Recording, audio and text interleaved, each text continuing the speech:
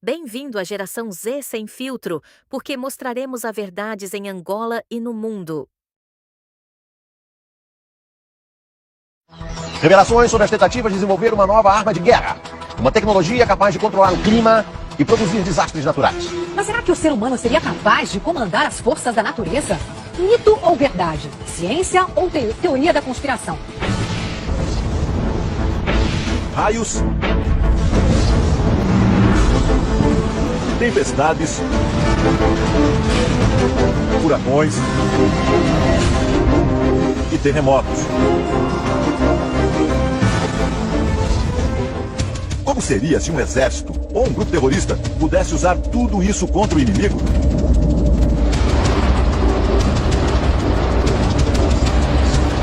Será que isso já aconteceu? Desastres como esses que acabamos de mostrar sempre tiveram uma única explicação: a força incontrolável da natureza.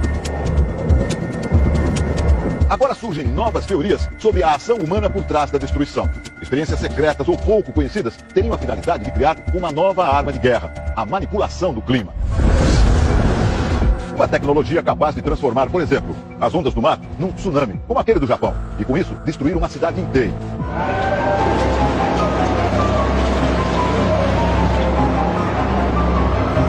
O ser humano quer sempre saber mais, conhecer e controlar a natureza. Usá-la em benefício próprio, para o bem e para o mal. Por que não transformar em armas os desastres naturais? Delírio da imaginação ou possibilidade real? Quem poderia prever a dimensão de um ataque como o de 11 de setembro?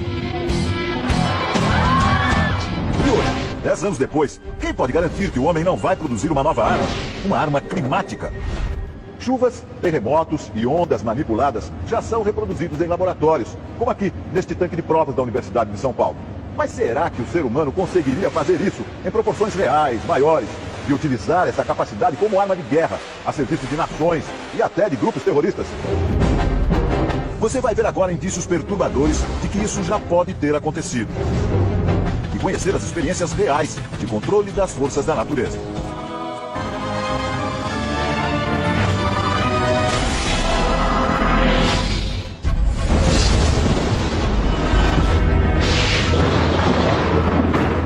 Montanhas do Novo México, Estados Unidos. Neste laboratório, um grupo de cientistas tenta aproveitar um dos mais fascinantes fenômenos da natureza: os raios. A ideia é interceptar e direcionar o raio. Os cientistas lançam com as nuvens de tempestade um foguete com um cabo fixado ao solo. Veja o momento exato em que o raio atinge o foguete. Milhões de volts passam pelo cabo e vão direto para o chão. Neste outro laboratório, Greg Lake tenta produzir raios de forma controlada. Ele estuda os efeitos dos raios em aviões, casas e carros para torná-los mais seguros durante as tempestades. O cientista aciona a máquina e um raio se forma aos poucos.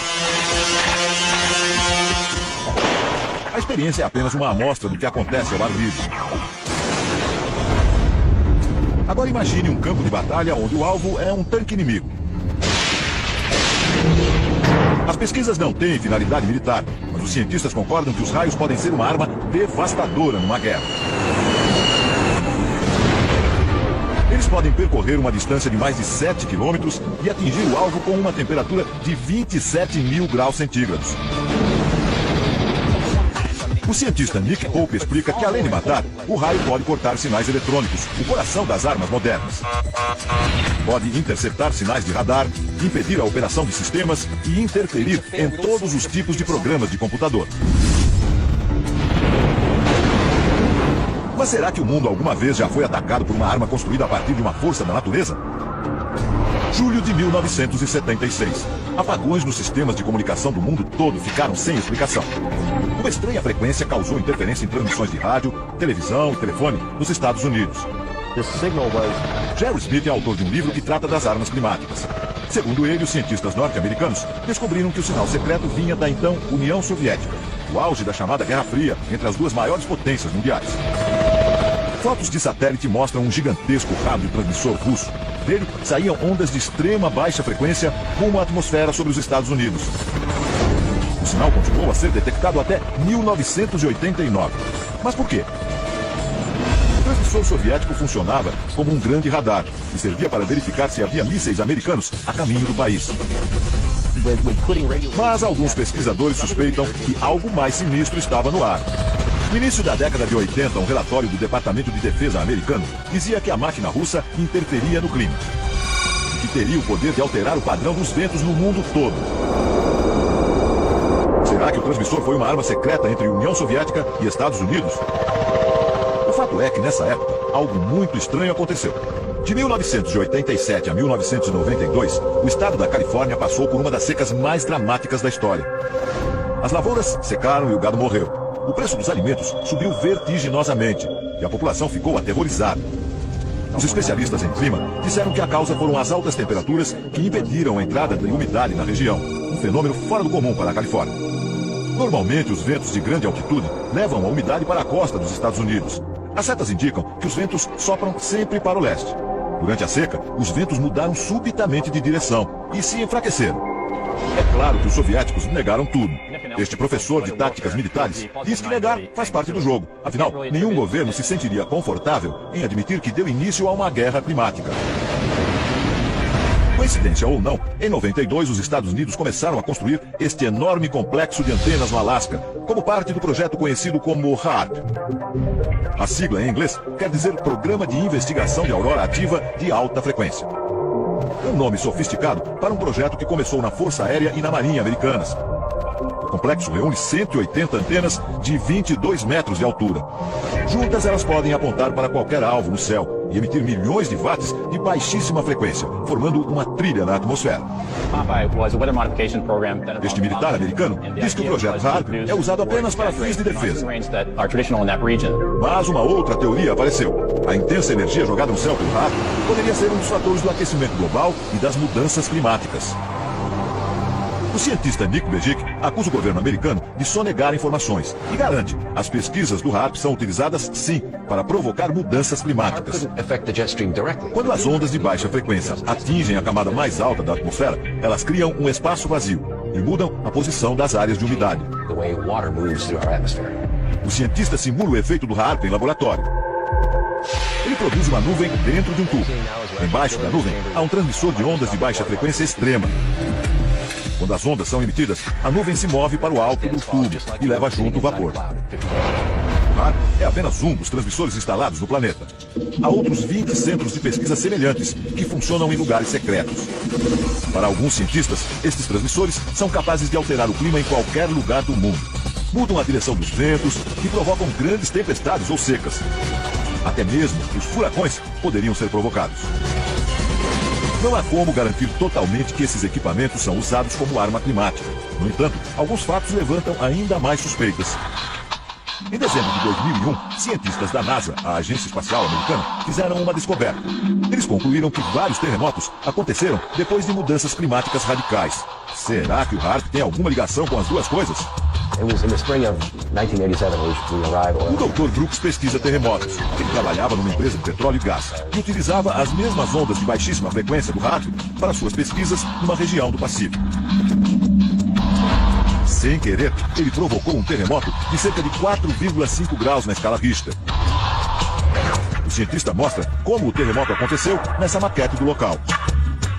Um alto-falante produz sons muito graves e faz o solo tremer. Uma rocha que está no alto da coluna se desloca e acontece o terremoto.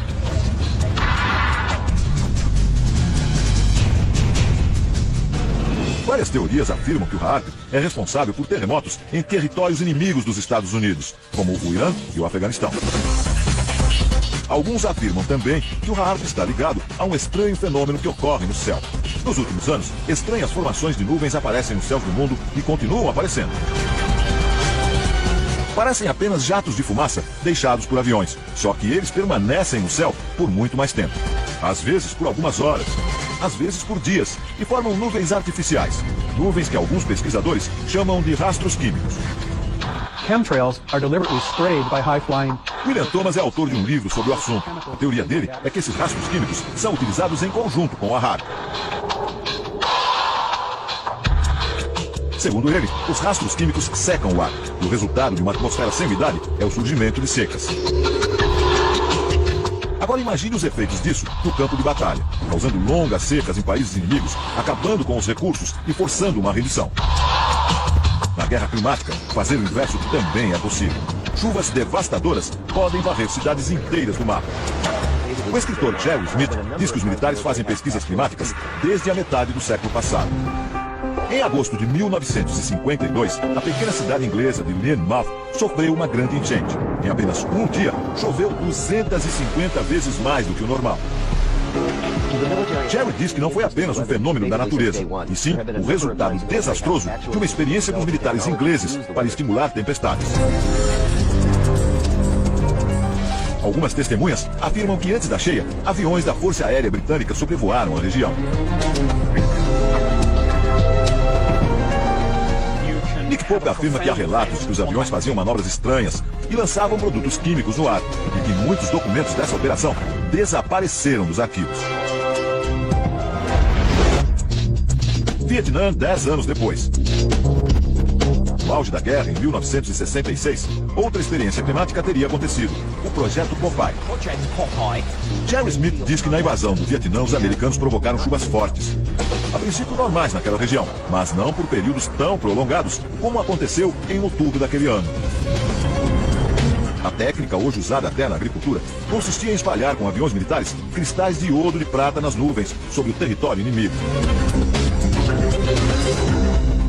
15 dias a mais de chuva foram suficiente para o avanço das tropas americanas. Estradas desmoronaram, as passagens dos rios foram destruídas. E a resistência vietnamita ficou isolada e sem suprimentos. Um sucesso passageiro na guerra perdida do Vietnã, mas que demonstrou o poder da arma climática. Mas e os furacões? Há quem diga que também é possível produzir furacões com um objetivo militar. Muitas pessoas acreditam que o furacão Katrina foi um deles. Uma arma utilizada em sua potência máxima.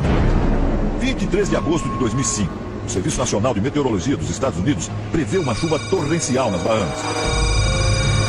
Uma tempestade desse tamanho raramente destrói casas e muito menos mata pessoas.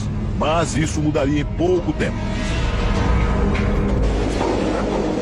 O furacão Katrina se tornou um dos maiores desastres na história dos Estados Unidos.